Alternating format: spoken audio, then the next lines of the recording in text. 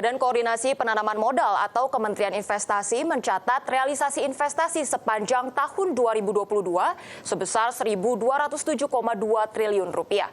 Angka tersebut melebihi target realisasi investasi sebesar 1.200 triliun rupiah.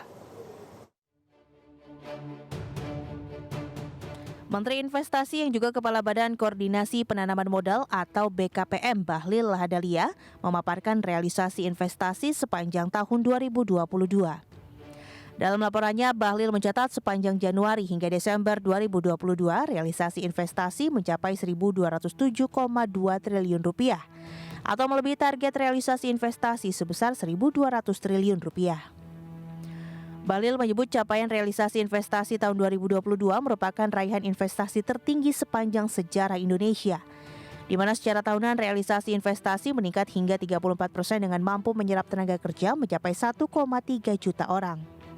Jika diakumulasikan, realisasi investasi sepanjang 2022 didapat dari penanaman modal dalam negeri atau PMDN sebesar 552,8 triliun rupiah atau sebesar 45,8%.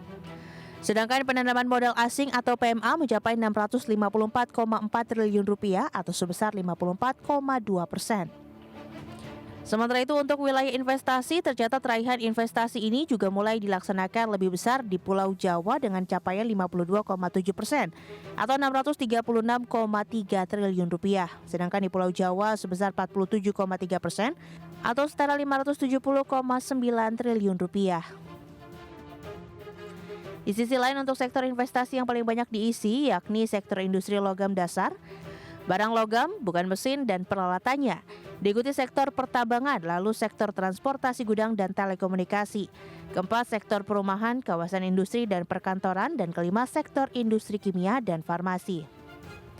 Capaian realisasi investasi sepanjang 2022 yang melebihi target ini tak lepas dari capaian realisasi di triwulan keempat 2022 yang tercatat mencapai 314,8 triliun rupiah atau naik 2,3% dari triwulan sebelumnya atau meningkat 30,3% dibandingkan triwulan keempat tahun 2021 lalu.